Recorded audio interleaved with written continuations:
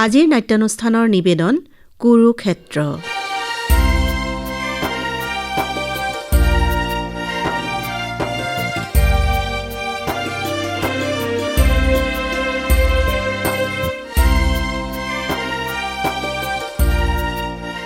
নাটৰ ৰচনা আৰু প্ৰযোজনা ঋতুপৰ্ণ দাসৰ।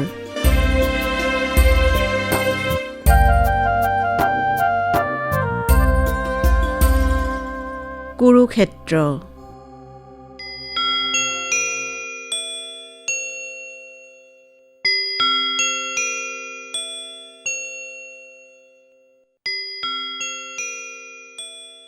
বাইদেউ, বাইদেউ, অ বাইদেউ। অ মায়া, অ কিতাপ পঢ়িনো মানুহ ইমান ক'ব নোৱাৰা হৈ থাকেনে? কলেজৰ পৰা আজি দেখোন সোনকালে আহিল। ক্লাছ নাছিল নেকি বাইদেউ? কলেজৰ পৰা আহিও একো খোৱা নাই আপুনি? ভাত বাঢ়িমনে? ভাত নালাগে। শুকান ৰুটিকে দুখন কৰগৈচোন যা। আলু ভাজি কৰিবি, তেল কমকৈ দিবি। খাবৰ হ'লে মাতিবি যা। মই কিতাপখন পঢ়ি লওঁ। কাইলৈ কলেজত মহাভাৰতৰ কুৰুক্ষেত্ৰৰ যুদ্ধৰ বিষয়ে ক'ব লাগিব, আমাৰ দৃষ্টিকোণেৰে, মানে নাৰীৰ দৃষ্টিভংগীৰে। জানো, মই হ'লে একো বুজি পোৱা নাই। মই পাছত বুজাই ক'ম বাৰু। যা, মোৰ এতিয়া ভোক লাগিছে।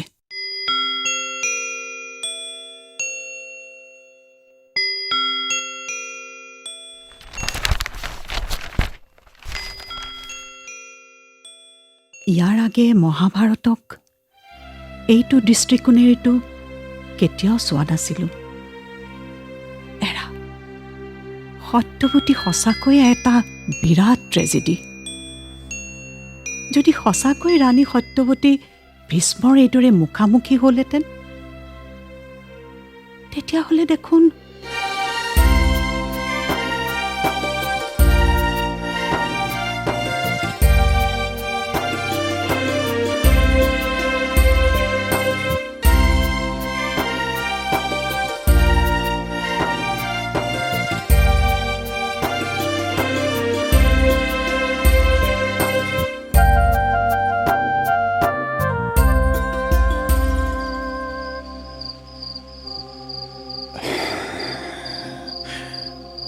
কোন?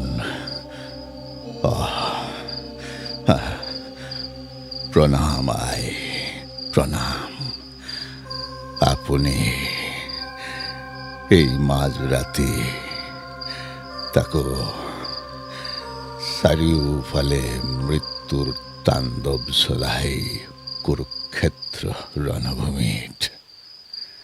তোমাৰ সৈতে কিছু কথা পাতিবৰ মনেৰে আহিছিলোঁ গংগাপুত্ৰ। হয়তো আৰু কেতিয়াও।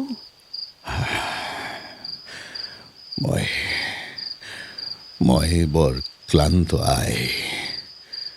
প্ৰচুৰ ৰক্তক্ষৰণ আৰু দুৰ্ভাৱনাই মোক অধিক দুৰ্বল কৰি তুলিছে। প্ৰিয় অৰ্জুনৰ এই সৰসজ্জাত পঢ়ি পঢ়ি যুদ্ধৰ বাতৰি লৈ মৃত্যুলৈ মাথো ক্ষণ গণি আছো।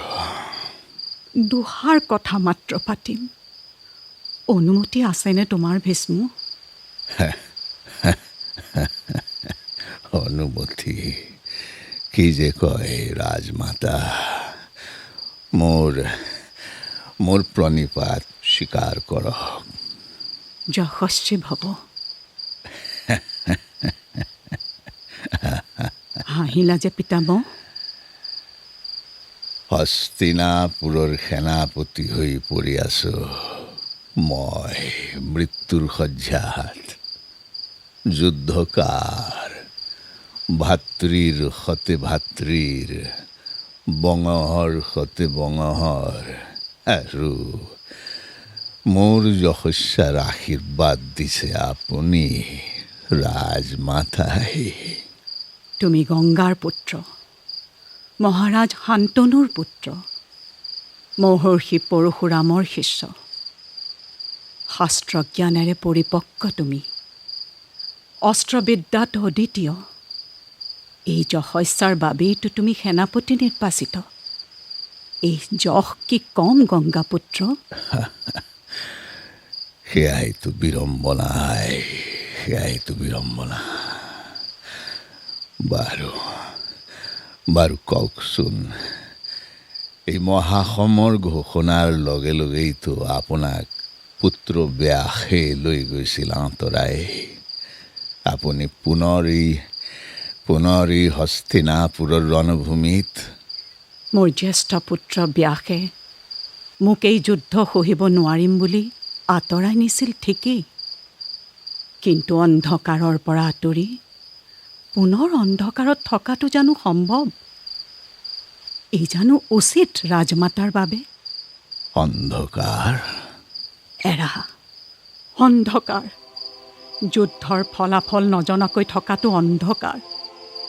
সত্য অসত্যৰ এই মহাৰণৰ প্ৰতি মুহূৰ্তৰ সংবাদৰ পৰা আঁতৰত থকাটো অন্ধকাৰ।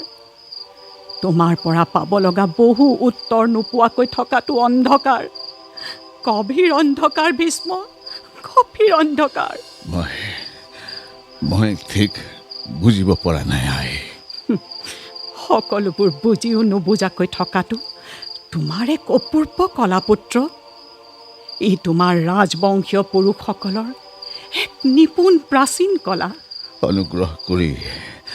অনুগ্ৰহ কৰি মোক মুকলিকৈ কওক আই। আই, মনত পৰেনে তোমাৰ কেতিয়া তুমি মোৰ বাবে এই শব্দক অলংকাৰ কৰিছিলা? মোৰ পিতৃদেৱতা মহাৰাজ শান্তনুৰ ভাৰ্যা হৈ যিদিনা আপুনি হস্তিনাপুৰৰ ৰাজঅট্টালিকা পোহৰাই তুলিছিলহি, যিদিনা তোমাৰ পিতৃ শয্যা সংগিনী হৈ মই হস্তিনাপুৰৰ ৰাজ অট্টালিকা আৰু মহাৰাজৰ মন পোহৰ কৰিছিলোঁ, সেইদিনাই মোৰ ভিতৰ ভাগ গভীৰ আন্ধাৰে চানি ধৰিছিল। কৰিছিলা অনুমান? কৰিছিলা? মাথা, এই সম্বোধনেৰে তুমি প্ৰতি মুহূৰ্তে মুহূৰ্তে মোৰ সেই অন্ধকাৰ বঢ়াই নিছিলা।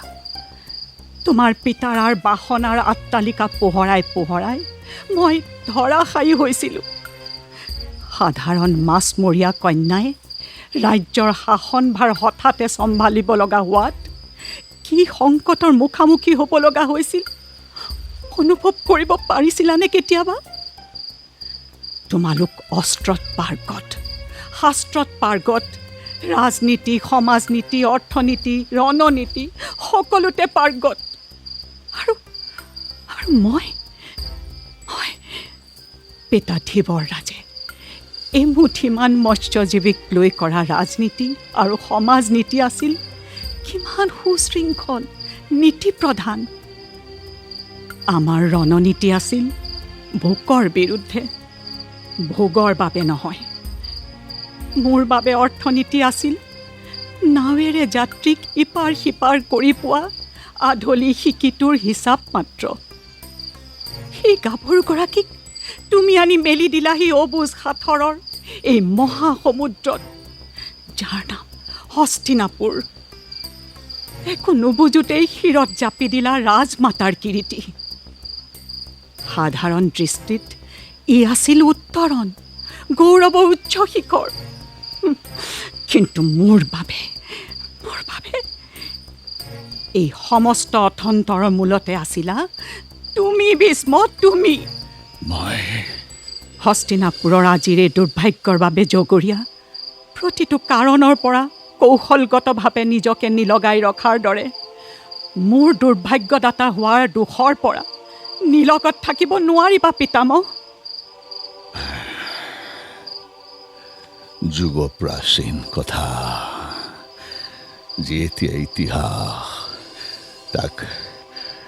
তাক নতুনকৈ মুকলি কৰিবলৈ আপুনি এই মাজনিশা আহিছে, তাকো এই কুৰুক্ষেত্ৰৰ ৰণভূমিলৈ। নিজৰ ভাগ্যক ধিয়াই আপুনি দোষাৰোপ কৰিছে এই হতভগীয়া ভীষ্মক, যি নিজেই নিজৰ দুৰ্ভাগ্যৰ পৰা মুক্ত নহয়। দুখ নকৰিবা ভীষ্ম, তোমাৰ দুৰ্ভাগ্যৰ ৰচক তুমি নিজে। নিজৰ দুৰ্ভাগ্যৰ স্ৰষ্টা। মোৰ দৰে তুমি অন্তত আনৰ প্ৰৰোচনাত সৌভাগ্যৰ পৰা বাদ পৰা নাই। প্ৰৰোচনা আই, মোৰ এই শেষ সময়ত এই ধৰণৰ অভিযোগ। তুমি ইচ্ছা মৃত্যুধাৰী, আনক তিল তিলকৈ মৃত্যুৰ মুখলৈ ঠেলি দি নিজে ইচ্ছা মৃত্যুৰ আশীৰ্বাদ প্ৰাপ্ত হোৱাটো কিমান সুবিধাবাদী নীতি আৰু হাস্যকৰ মন কৰিছানে? মই ক্লান্ত ৰাজমাতা। নপলাবা, আজি অন্তত নহয়। ইহ সংসাৰৰ পৰা মুক্তিৰ বাবে আত্মসমালোচনা কৰা। ক্লান্তি আৰু ক্লেশৰ পৰা মুক্তি পাবা। তোমাৰ বৃদ্ধ পিতাৰ বাবে মোক বিচাৰি যেতিয়া মোৰ পিতাৰ ওচৰলৈ গৈছিলা, মনত পৰেনে সেই দিন?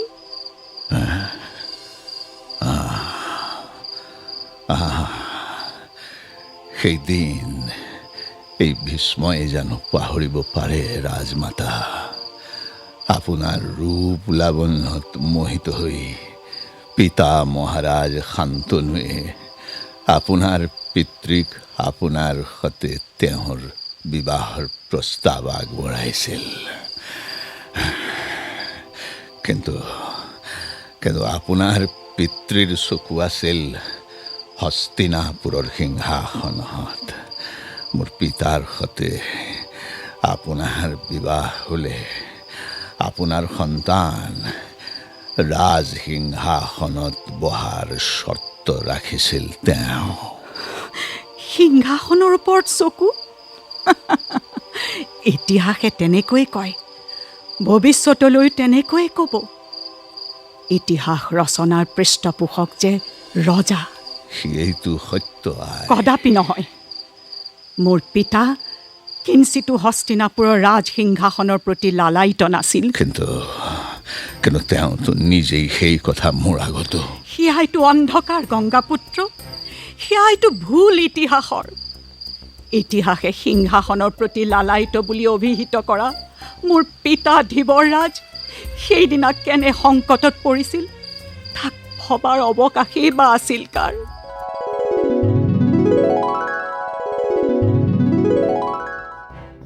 এতিয়া কি হ'ব পিতা? শংকাৰ কলীয়া ডাৱৰে যে মোক ঘেৰি ধৰিছে। ৰাই, ময়ো বৰ বিপাঙত পৰিছোঁ। ইফালে মোৰ পৰা উত্তৰৰ অপেক্ষাত মহাৰাজ শান্তনু আলহী কথাত ব্যগ্ৰ হৈ বহি আছে। মই বৰ বিপাঙত পৰিছোঁ আই। মই সেই বৃদ্ধ মানুহজনলৈ বিয়া নহওঁ পিতা, লাগিলে প্ৰাণ ত্যাগ কৰিম। ধৈৰ্য ধৰচোন আই, ধৈৰ্য ধৰ। শুন, তেওঁ ৰাজন, হস্তিনাপুৰৰ প্ৰবল প্ৰতাপী সম্ৰাট, নাম যশ ক্ষমতাৰে বলিয়ান। ইফালে তই ৰাণী হোৱাৰ সৌভাগ্য সংযোগ সমাগত, আৰু আনফালে মোতকৈও বৃদ্ধ এজন লোকৰ হাতত কোমলীয়া মোৰ এই দুহিতাক মই কিদৰে তুলি দিওঁ? কিবা এটা উপায় চিন্তা কৰক পিতা। মই কেতিয়াও সেই বৃদ্ধৰ লগত। আমি সৰু মানুহ আই, খুব সৰু মানুহ। তই যে সৰুতে জালত লগা মাছৰ চটফটনি দেখি কষ্ট পাইছিলি, আজি তোক সেই জালত লগা মাছটোৰ দৰেই অনুভৱ হৈছে আই। হে প্ৰভু, মোৰ মাক দৰ্শন কৰা প্ৰভু, মোক উপায় দিয়া ভগৱান। মোৰ আটাইতকৈ মৰমৰ সম্পত্তি মই ৰজাৰ হাতত কিদৰে তুলি দিওঁ? বৃদ্ধ ৰাজনক মই বুজাওঁ কিদৰে? নিষ্ঠুৰ কামাতুৰ ৰজাই কি বুজিব আপোনাৰ মৰমৰ মূল? নিজ সন্তানৰ প্ৰতি দয়া মায়া থকা মানুহে কেতিয়াও এই বয়সত পুনৰ বিবাহৰ কথা চিন্তা কৰিব নোৱাৰে। আছে হাই, ৰজা শান্তনুৰ নিজৰ সন্তানৰ প্ৰতি অত্যধিক মৰম আছে। ঠিক ঠিক সত্যৱতী, তই মোক সঠিক সময়ত সঠিক বান হাতত তুলি দিছ। ৰজাৰ এই অহৈতুক প্ৰস্তাৱক প্ৰতিঘাত কৰিব পৰা দিব্যাস্ত্ৰ পাতেই তই মনত পেলাই দিছ যুৱৰাজ দেৱব্ৰত। দেৱব্ৰত?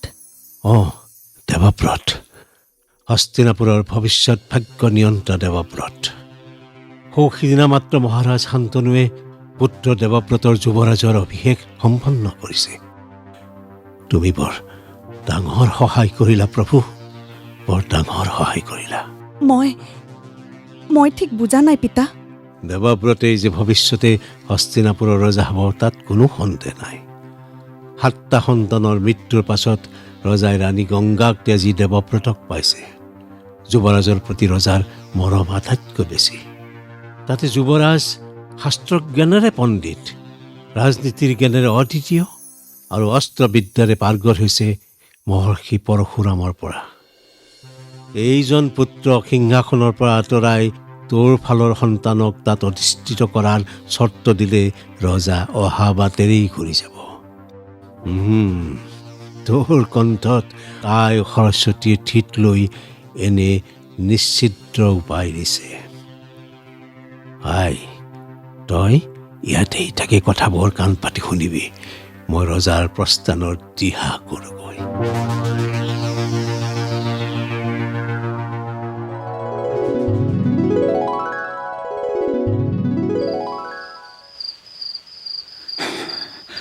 আচৰিত আচৰিত, আমি কোনেও আপোনাৰ পিতাৰ বিচক্ষণতাৰ উমানেই নাপালোঁ। মহাৰাজ যেতিয়া মোৰ পিতাৰ প্ৰস্তাৱৰ উত্তৰ দিব নোৱাৰি বিমৰ্ষ মনেৰে ঘূৰি গৈছিল, তেতিয়া মোৰ পিতাক ইতিহাসে লোভিয়া বুলি কলংকিত কৰিছিল। কিন্তু আমি এক গভীৰ শংকাৰ পৰা মুক্ত অনুভৱ কৰিছিলোঁ। পিছে ভাগ্যৰ পৰিহাস, মোৰ দ্বাৰাই যে জগত শ্ৰেষ্ঠ এজন যুৱৰাজ চিৰকালৰ বাবে পংগু হোৱাৰ সংযোগ ৰাখিছিল বিধাতাই। আপুনি অত বছৰি মোক অক্ষম পংগু বুলি ভাবি আছিল ৰাজমাতা। নহয় কি, বতৰা পাইছিলোঁ তোমাক যুৱৰাজ ঘোষণা কৰোঁতে 3 লোকত সন্তুষ্টি পৰিস্ফুট হৈছিল। জ্ঞান তত্ত্ব, অস্ত্ৰ শস্ত্ৰ, শৌৰ্য বীৰ্যৰে সুশোভিত গংগাপুত্ৰ দেৱব্ৰতৰ সমকক্ষ হেনো নাছিল কোনো কালে। সকলোৱে একেমুখে স্বীকাৰ কৰিছিল হস্তিনাপুৰৰ সিংহাসনে এজন সুযোগ্য আৰু প্ৰকৃত ৰাজন লাভ কৰিব। কিন্তু তুমি কি কৰিলা? এজন সুযোগ্য যুৱৰাজৰ সকলো সম্ভাৱনা যোগ্যতাক নস্যাৎ কৰি হস্তিনাপুৰৰ সিংহাসনক উপযুক্ত ৰজাজনৰ পৰা বঞ্চিত কৰি তুমি থিয় দিলা তোমাৰ বৃদ্ধ পিতাৰৰ কামনা বাসনা পৰিপূৰ্ণ কৰাৰ পক্ষত। বাৰে বাৰে মোৰ পূজনীয় পিতৃদেৱতাক বৃদ্ধ বৃদ্ধ বুলি অপমান কৰাটো অনুচিত মাতা। আৰু কি প্ৰজাৰ হিতৰ প্ৰতি এজন যুৱৰাজে প্ৰদৰ্শন কৰা অৱহেলাৰ মনোভাৱ উচিত? মই ওৰেতো জীৱন হস্তিনাপুৰৰ ৰাজসিংহাসনৰ সুৰক্ষা দিছোঁ ৰাজমাতা। হস্তিনাপুৰৰ সেনাপতিৰ দৰে দায়িত্বত মই নিজকে নিয়োগ কৰিছোঁ। সেনাপতিয়েই প্ৰিয় ভীষ্ম, ৰজা নহয়। এজন ৰজা সেনাপতি হ'বলৈ যোৱাটোহে দুৰ্ভাগ্যজনক। দেশ কেৱল যুদ্ধ জয়েৰে সমৃদ্ধিশালী নহয়। দেৱব্ৰতে ভীষ্ম হৈ প্ৰজাক কি দিলে? প্ৰতিনিয়ত উৎকণ্ঠা, অনিশ্চয়তা, যুদ্ধ। এই মহাৰণৰ চাৰিওফালে মৰাশবোৰ চিটিকি পৰিছে। ইয়াৰ বাবে দায়ী কোন?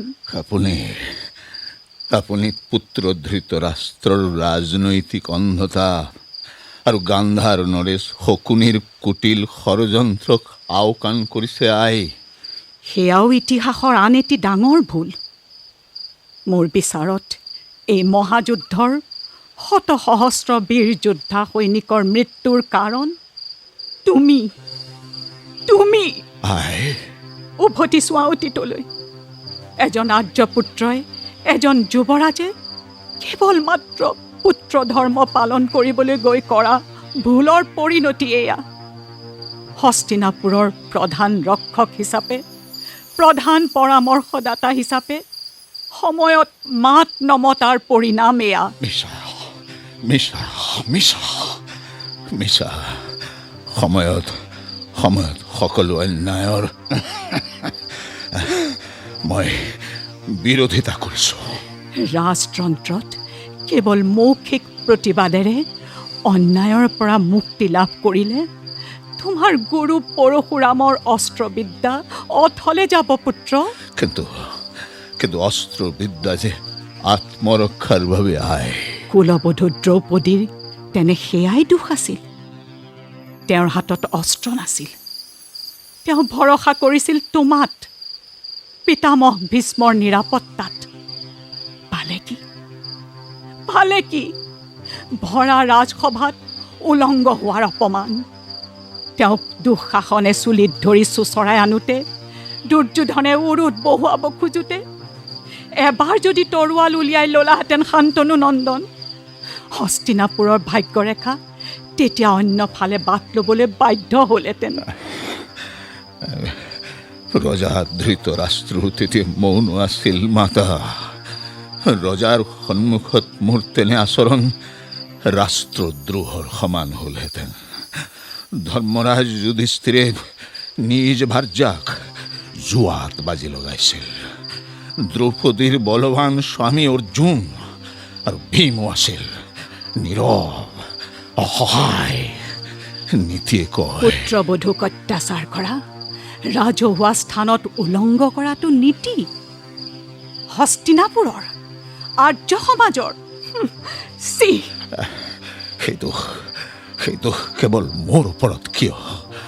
মন্ত্ৰী বিদুৰ, কুলগুৰু কৃপাচাৰ্য, আচাৰ্য দ্ৰোণ, কোনোৱেইতো জ্ঞান আৰু বলত কম নহয়। তেওঁলোকো নীৰৱ আছিল। তেওঁলোক যুৱৰাজ নাছিল। তেওঁলোক ভৰত বংশীয় নহয়। তেওঁলোক ৰাজ্যৰ প্ৰতি দায়বদ্ধ, ৰাজবংশৰ সন্মানৰ প্ৰতি নহয়। তেওঁলোক হস্তিনাপুৰৰ ৰাজভঁৰালৰ বেতনভোগী কৰ্মচাৰী। আচাৰ্য, গুৰু, মন্ত্ৰী সেইবোৰ পদবী, অধিকাৰ নহয়। তুমি ৰজাৰ পুত্ৰ। প্ৰতিনিয়ত বংশ আৰু ৰাজ্যৰ গৰিমা অক্ষুণ্ণ ৰখাৰ হকে কৰ্তব্য কৰাটো তোমাৰ দায়িত্ব। ভৰতবংশীয় অপৰাধ ক্ষমা কৰিব ৰাজমাতা। কৌৰৱ অথবা পাণ্ডৱ এওঁলোক প্ৰকৃততেই ভৰতবংশীয় হয় জানো? এওঁলোকৰ লগত পিতা শান্তনুৰ বংশলতিকাৰ কিঞ্চিত মানুহ সম্পৰ্ক আছেনে? অম্বিকা আৰু অম্বালিকাৰ গৰ্ভজাত কৌৰৱ আৰু পাণ্ডৱ আপোনাৰ দিহামতেই আপোনাৰ গুপ্ত পুত্ৰ মহৰ্ষি বেদব্যাসৰ বংশজ নহয় জানো আই? মই ওৰে জীৱন এওঁলোকৰ সুৰক্ষাতে নিয়োজিত। বিড়ম্বনা। মই হস্তিনাপুৰৰ ভৱিষ্যতৰ পিনে চালোঁ, তুমি পাণ্ডৱৰ ভৱিষ্যতৰ পিনে চালা। পাণ্ডৱৰ পক্ষত সত্য আছে আই। মই হস্তিনাপুৰ সুৰক্ষিত হোৱাৰ স্বাৰ্থত, মোৰ সিংহাসন লাভৰ ক্ষুদ্ৰ স্বাৰ্থক জলাঞ্জলি দিছিলোঁ আই। তাতেইতো আক্ষেপ পুত্ৰ। অধিকাৰৰ স্বত্ব তুমি খণ্ডন কৰিছিলা। নিজৰ সিংহাসন, সুশাসনৰ অধিকাৰ তুমি তোমাৰ পিতৃৰ খন্তেকীয়া ব্যক্তিস্বাৰ্থৰ বাবে পৰিত্যাগ কৰিছিলা। হস্তিনাপুৰৰ ভাগ্যৰ সৈতে খেলাৰ অধিকাৰ তুমি ক'ত পালা? সেইখিনিতেই হস্তিনাপুৰৰ সিংহাসনৰ বাবে তোমাৰ অযোগ্যতা প্ৰমাণ কৰিছিলা। তোমাক লৈ হস্তিনাপুৰে নিজৰ ভৱিষ্যত অন্ধকাৰ বুলি জানিছিল তেতিয়াই। বৰ্তমানৰ সমস্ত ঘটনা প্ৰবাহ, কৌৰৱ পাণ্ডৱৰ মতানৈক্য, ভাই যুদ্ধ, নিয়মৰ নামান্তৰ মাত্ৰ।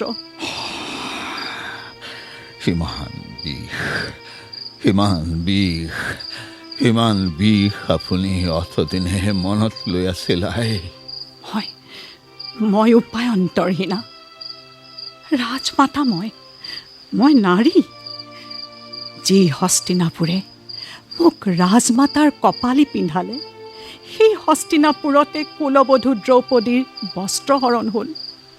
সেই হস্তিনাপুৰেই কৰ্ণ, যুধিষ্ঠিৰ, ভীম, অৰ্জুন, নকুল, সহদেৱক দেৱতা পুত্ৰ কাৰণে আদৰি ল'লে।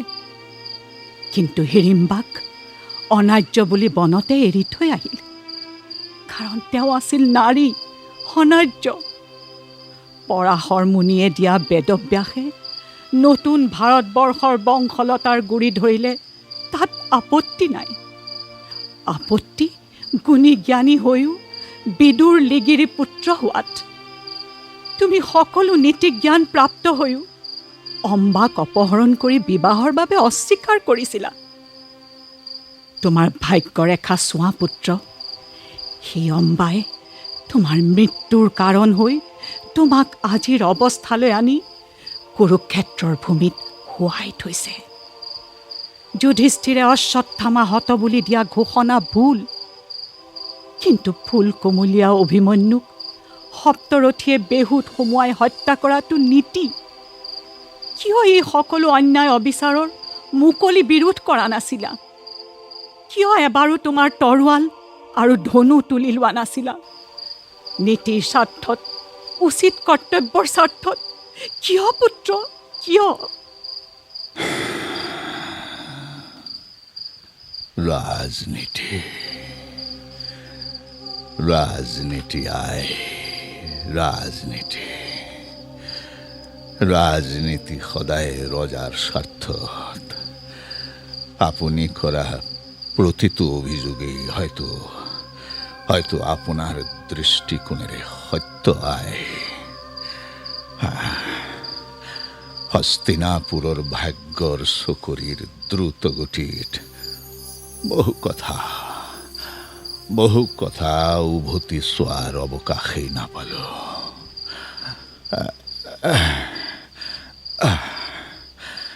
ৰজাৰ পুত্ৰ হোৱাটো কিমান যন্ত্ৰণাময় তাক বুজিবলৈ সময় লাগিব মাত্ৰে। দুৰ্যোধনৰ অস্বাভাৱিক বহু আচৰণৰ মাজতো মই প্ৰায় কিছু স্বাভাৱিকতা বিচাৰি পাওঁ। সেইবুলি মই অসত্যক প্ৰশ্ৰয় দিয়া নাই, অন্যায় মানি লোৱা নাই।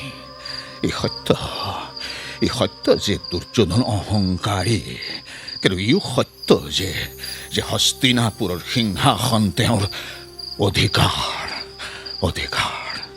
কিন্তু অন্যহাতে এই ভাৰত ভূমিত যোগ্যতাৰ ইতিহাস মহাৰাজ ভৰতৰ পৰা আৰম্ভ হৈছে।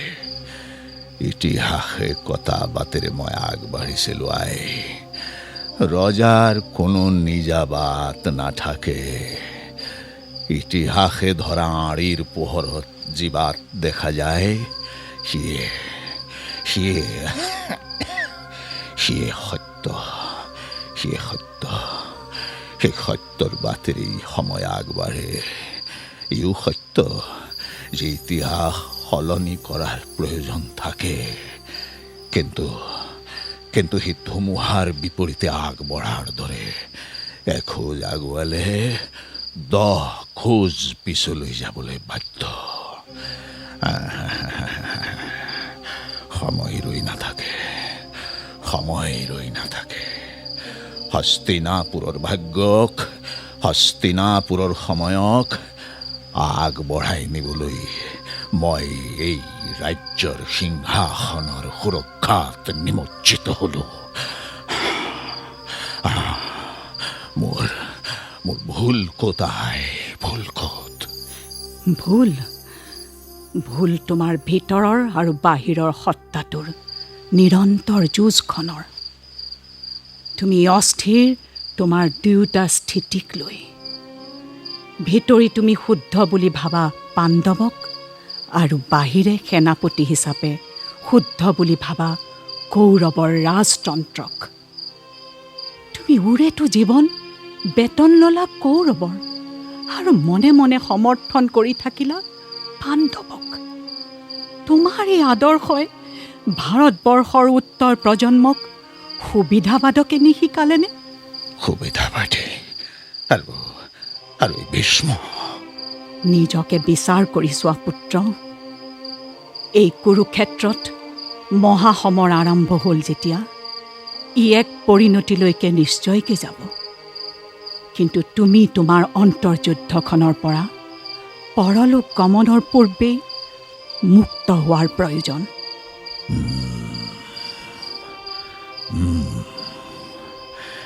এই শেষ সময়ত জীৱনৰ সমস্ত সিদ্ধান্ত এবাৰ পুনৰীক্ষণ কৰাৰ সুযোগ দিছে আপুনি।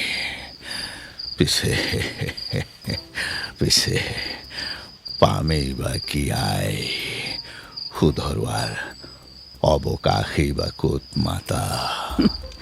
শুধৰোৱাৰ সংযোগ কেতিয়াবাই পাৰ হৈ গৈছে পুত্ৰ। ভুলৰ পৰা সদায় ভুলৰেই জন্ম হয়। পাৰা যদি তোমাৰ পুনৰীক্ষণৰ জ্ঞান কৌৰৱ পাণ্ডৱক বিলাই যাবা। এই যুদ্ধৰ শেষত থাকিবগৈ নে কোনোবা? থাকিব, সত্য থাকিব, আন্ধাৰ নাহি পোহৰ থাকিব। মহাকালৰ কালচক্ৰৰ পৰা ভাৰতবৰ্ষৰ নতুন সূৰ্যৰ জন্ম হ'ব। সেই সূৰ্যৰ কিৰণ থাকিব, তাৰ মাজেৰে ন্যায় যাব পৃথিৱী লোকলৈ। এটা জিজ্ঞাসাৰ নিৰসন কৰকচোন ৰাজমাতা। পিতামহৰ জিজ্ঞাসা? মহাৰথী ভীষ্মৰ মনতো জিজ্ঞাসা? হস্তিনাপুৰৰ আজিৰ পৰিস্থিতিৰ বাবে দায়ী কোন? হস্তিনাপুৰৰ ভাগ্যলিপি? সময়ে হয়তো ৰজাৰ কৰ্মদোষকে জগৰীয়া কৰিব পুত্ৰ। মই আপোনাৰ ৰায় শুনিব বিচাৰিছিলোঁ ৰাজমাতা। হস্তিনাপুৰে মোৰ ৰায় শুনিবলৈ কুৰুক্ষেত্ৰ মহাসমৰলৈকে ৰ'ব লগা হ'ল। ত্ৰৈলোক্যৰ বীৰ পিতামহ ভীষ্মই আজি মোৰ ৰায় জিজ্ঞাসা প্ৰকাশিছে হৰসজ্জাত পৰি। বিমুখ নকৰিব আই, বিমুখ নকৰিব। মই মৃত্যু সজ্জাত আজি। হস্তিনাপুৰৰ এই দুৰ্ভাগ্যৰ এটাই মাথো কাৰণ, দেৱব্ৰত ভীষ্ম হোৱাটো। কি শেষ বিচাৰ দিলে মাতৃ? এই দুৰ্নাম, এই অপযশ লৈ মই মৃত্যুৰ লোকলৈ যাব লাগিব। কিমান অসহায় মই। মহাৰাজ ধৃতৰাষ্ট্ৰৰ অহেতুক পুত্ৰ প্ৰেম, গান্ধাৰ নৃপতি শকুনিৰ প্ৰতিশোধৰ মেৰজাল আৰু দৈৱকী নন্দন শ্ৰীকৃষ্ণৰ কুটিল কৌশলকো অতিক্ৰমী হস্তিনাপুৰৰ ৰাজমাতাৰ ৰাজদণ্ড কেৱলেই ভীষ্মৰ প্ৰতি গৰজি উঠিছে। মাতৃগংগা, শুনিছানে তুমি? যি হস্তিনাপুৰৰ বাবে সমগ্ৰ জীৱন এই ভীষ্মই কৰিলে উৎসৰ্গ, এই হস্তিনাপুৰৰ সৰ্বনাশৰ কাৰণো মই, মোৰ কৰ্ম। স্মৰণ কৰা ভীষ্ম, সেই ঐতিহাসিক ক্ষণ যিদিনা তুমি তোমাৰ সমস্ত শাস্ত্ৰ জ্ঞান উলংঘা কৰি পিতৃমোহত অন্ধলা হৈ ভূত ভৱিষ্যত নিশ্চিন্তি ব্ৰহ্ম শপত লৈছিলা। সেইদিনা স্মৰণ কৰিছিলা তোমাৰ জননী গংগাক। স্মৰণ কৰা তোমাৰ পিতাৰ বৃদ্ধ বয়সৰ বাসনা সুখৰ বাবে নিজৰ সৰ্বস্ব বিসৰ্জন দি কিদৰে তুমি সুযোগ্য যুৱৰাজৰ পৰা এজন সাধাৰণ পুত্ৰলৈ নিজকে অৱনমিত কৰিছিলা। নাজানিছিলা মহাৰাজ শান্তনুৰ বিবাহৰ সিদ্ধান্ত কেৱল বাসনা সুখৰ বাদে আন একো নহয়। সেই সময়ত ৰজাই কোমল বয়সৰ সত্যৱতীক বাসনাৰ তৃপ্তিৰে পৰিপূৰ্ণ কৰিব পাৰিছিলনে? ভাবিবলৈ আছিল জানো আহৰি তোমাৰ? সেয়া কি ন্যায় এগৰাকী নাৰীৰ প্ৰতি? অভিশাপ ৰাণী সত্যৱতীৰ অভিশাপত দগ্ধ মই। মোৰ অভিশাপ নহয় ভীষ্ম, তোমাক কদাচিতো মই অভিশাপ দিব নোৱাৰোঁ। তুমি সেই শোকৰ সাগৰ নেদেখা, হয়তো দেখিও নেদেখা। শুনা ভীষ্ম,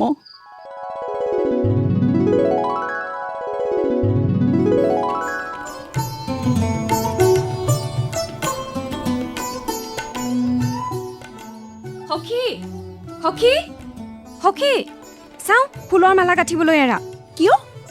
কি জগৰ লগালে মোৰ ফুলকেইপাহে? জগৰৰ কথা নাই সখী, ফুলৰ মালা এৰি এতিয়া স্বপ্নৰ কোমল মালা গঁঠাৰহে সময়। জানো কি কৈছা, মই হ'লে একো ধৰিবকে পৰা নাই। তোমালোকৰ পদূলিত সুশোভিত ৰথ, ৰজাৰ ৰথ যেন লাগিছে। সেই বৃদ্ধজন আকৌ আহিছে? বৃদ্ধ? ভ্ৰম এৰা সখী, ৰথৰ পৰা এজন দিব্য পুৰুষ নামিছে। সুসজ্জিত পোছাক, শিৰত ৰূপালী মুকুট, তেওঁৰ শৰীৰৰ পৰা যেন দিব্য জেউতিহে ছিটিকিছে। আঐ, সৰগৰ দেৱতা যেন মুখমণ্ডল। আহা, কেনে আনন্দৰ বতৰা। নিশ্চয় তোমাৰ পানী প্ৰত্যাশী সখী। এইহেন কুমাৰৰ সৈতে বিয়া হ'লে সুখেই সুখ। আহা, ৰ'বাচোন ৰ'বা, ইমান উত্ৰাৱল নহবা। কোনবা কুমাৰ, কিবা সকামত আহিছে? তেওঁৰ চকুৰ চাৱনিয়ে প্ৰমাণ। তেওঁ তোমাকেই বিচাৰিছে সখী। চোৱাচোন চোৱা, খিৰিকীৰে চোৱা, সেয়া তেওঁ তোমাৰ পিতাৰাৰ সৈতে তোমাৰ কথাই পাতিছে।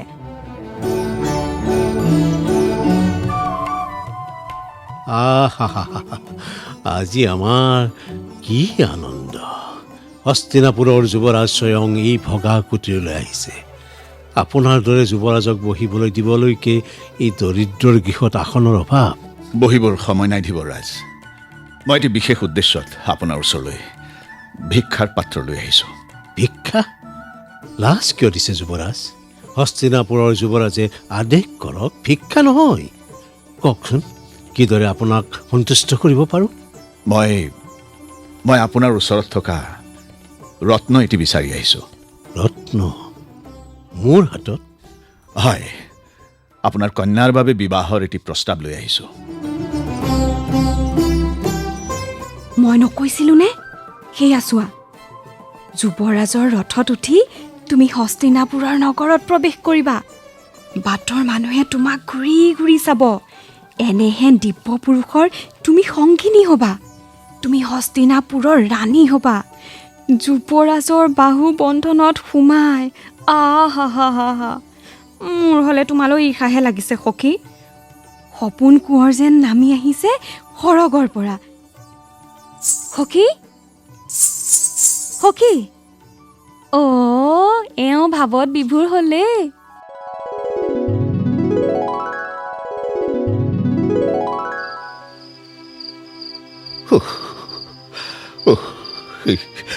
এই কঠোৰ সত্য শুনাৰ পূৰ্বে মোৰ মৃত্যু নহ'ল কিয়? ভাগ্যই মোক এই নিৰ্মম সত্যৰ সতে মুখামুখি কিয় কৰালে?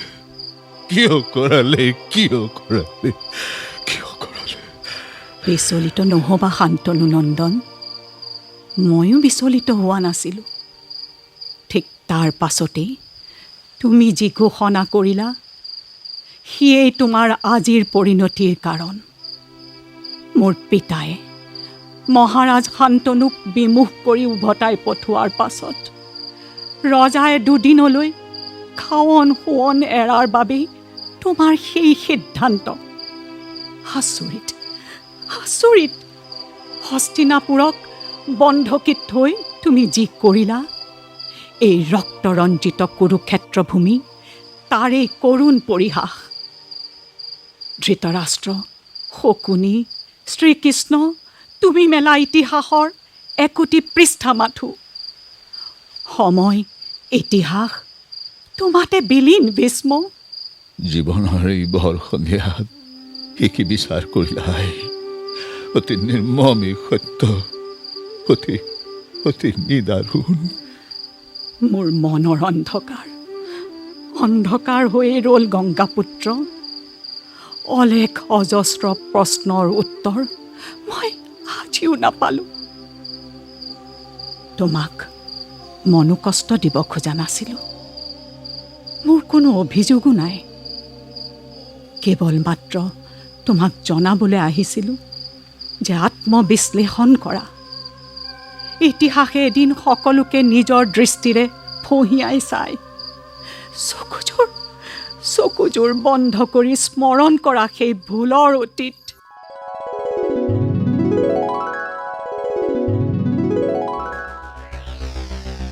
যুৱৰাজৰ পিতৃ মহাৰাজকো মই ইষাৰ কথাকেই কৈছিলোঁ। হস্তিনাপুৰৰ ৰাজাধিৰাজ শান্তনুৰ সন্মুখত চৰ্ত ৰাখিবলৈ আপোনাৰ সাহস হ'ল কেনেকৈ? চৰ্ত নহয় যুৱৰাজ, প্ৰাৰ্থনাই। আপুনি জানেনে আপুনি কাৰ সন্মুখত কথা কৈছে? যুৱৰাজ, মই আপোনাৰ অধীনৰ এজন ক্ষুদ্ৰ প্ৰজা। মাৰকেই বা কাটকেই ডাঙৰ বচন মাতিছোঁ যদি খেমিব। কন্যা দায়গ্ৰস্ত পিতৃ হিচাপে সত্যৱতীৰ বিবাহৰ চিন্তা মোৰো আছে যুৱৰাজ, কিন্তু তাইৰ ভৱিষ্যত চোৱাৰ দায়িত্বৰ পৰা জানো হাত সাৰিব পাৰোঁ? পিতৃ মহাৰাজৰ প্ৰাণটো এতিয়া আপোনাৰ কন্যাতে থমকি ৰৈছে। সেয়াতো আমাৰেই আনন্দৰ কথা। হস্তিনাপুৰৰ নৃপতি মহাৰাজ শান্তনুৱে মোৰ দৰে সাধাৰণ কৈৱৰ্ত এজনৰ জীয়ৰীক বিবাহ কৰিবলৈ মন মেলিছে। বিবাহৰ প্ৰস্তাৱ দি পৰশুৰাম শিষ্য স্বয়ং যুৱৰাজ দেৱব্ৰতক মহাৰাজে পঠিয়াইছে। এয়া কম সৌভাগ্যৰ কথা নে? ধীবৰৰাজ, মোক মহাৰাজে পঠোৱা নাই। মই নিজেহে সমস্তখিনি গমি পিটি আহিছোঁ। মহাৰাজৰ ভাগ্য এনে গুণৱান পুত্ৰ পায়। আপোনাৰ সিদ্ধান্ত কিবা সলনি হ'ল নে যি ক'লে সেয়াই শেষ কথা? যুৱৰাজ, সামান্য অনুৰোধ মাত্ৰ। আই সত্যৱতী মহাৰাজ শান্তনুৰে বিয়া হ'লে তেওঁলোকৰ সন্তান ৰাজসিংহাসনত বহিব। এই স্বপ্ন জানো অপৰাধ এজন পিতৃৰ? যুৱৰাজ, আপুনি ভালকৈ জানে ধীবৰৰাজ, মহাৰাজে মোক হস্তিনাপুৰৰ ভাবী নৰেশ অৰ্থাৎ যুৱৰাজ ঘোষণা কৰিছে। মহা ধুমধামেৰে মোৰ অভিষেক সম্পাদন হৈ গৈছে। এই বাৰ্তা মই পাইছোঁ যুৱৰাজ। আপুনি হস্তিনাপুৰৰ পৰৱৰ্তী ৰজা হ'ব। আপোনাৰ সন্তান তাৰ পৰৱৰ্তী ৰজা। এয়াইতো পৰম্পৰা ৰাজবংশৰ। তেন্তে তাৰ পাছতো সেই সিদ্ধান্ত আপোনাৰ যুৱৰাজ, আপোনাৰ। আপুনি যদি পিতৃৰ বিবাহৰ বাটত হেঙাৰ হয়, মোৰনো কি ক'বলগীয়া থাকিব পাৰে? পিতৃদেৱতাই বিবাহৰ চিন্তাত ৰাজকাৰ্যলৈ পিঠি দিব। এই হস্তিনাপুৰৰ প্ৰজাৰ অনুকূল নহয়। যদি এই আপোনাৰ শেষ কথা, তেন্তে ময়ো স্বৰ্গ মৰ্ত পাতাল, দেৱ দেৱতা, মনুষ্য কিন্নৰ, নাগ নাগিনী, যত মানে জীবকুল, চন্দ্ৰ সূৰ্য তাৰকামণ্ডল, বায়ু পানী ভূমি, পূব পশ্চিম উত্তৰ দক্ষিণকে ধৰি 10 দিশ সাক্ষী কৰি আজি ঘোষণা কৰিলোঁ যে মই কেতিয়াও ৰাজসিংহাসনত নবহোঁ, কেতিয়াও ৰজা নহওঁ আৰু আজীৱন চিৰকুমাৰ হৈ থাকিম। ইয়াকো শপত ল'লোঁ ইয়ৰেতো জীৱন মই হস্তিনাপুৰৰ সিংহাসনৰ সুৰক্ষাৰ দায়িত্বত আত্মনিয়োগ কৰিম। হে মোৰ প্ৰতিজ্ঞা।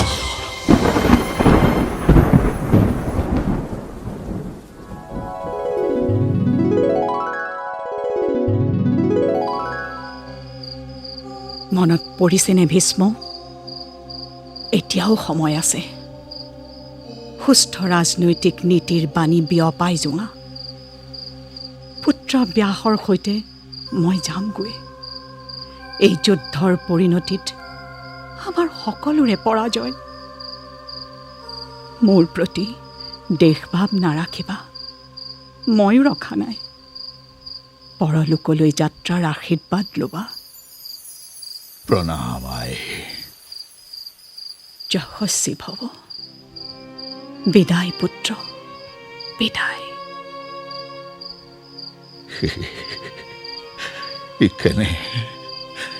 ইখনে অতীত বিক্ষণ কৰালা ৰাজমাতা, কেনে অতীত বিক্ষণ।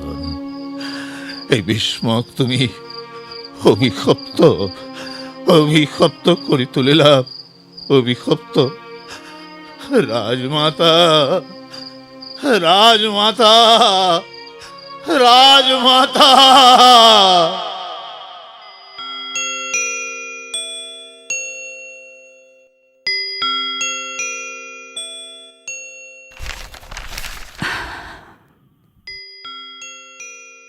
তুমি এই সত্যৰে বিদায় ল'বা ভীষ্ম। বিদায় বিদায় ভীষ্ম, বিদায়। অ' বাইদেউ, বাইদেউ, ইমানকৈ মাতিছোঁ শুনা নাইনে? অ' দীক্ষা বাইদেউ। হা এনেকুৱা বাহুত ধৰি জোকাৰিছ কিয়? কি হৈছে তোৰ? মোৰ একো হোৱা নাই, আপুনিহে কিতাপখনলৈ চাই কিবা কিবি কৈ আছে। গা বেয়া কৰিছে নেকি বাইদেউ? নাই নাই নাইতো, মই কিবা কৈ আছিলোঁ নেকি? অঁ, কিবা বিদায় ভীষ্ম নে কি তেনেকুৱাই কিবা এটা কৈ আছিল। এখন নতুন কুৰুক্ষেত্ৰৰ মাজলৈ সোমাই গৈছিলোঁ। ৰুটি ঠাণ্ডাই হ'ব এতিয়া, আহক খাই লঘি। পাছত কুৰুক্ষেত্ৰলৈ যায়, কলৈ যায় গৈ থাকিব। বল বল বল বল।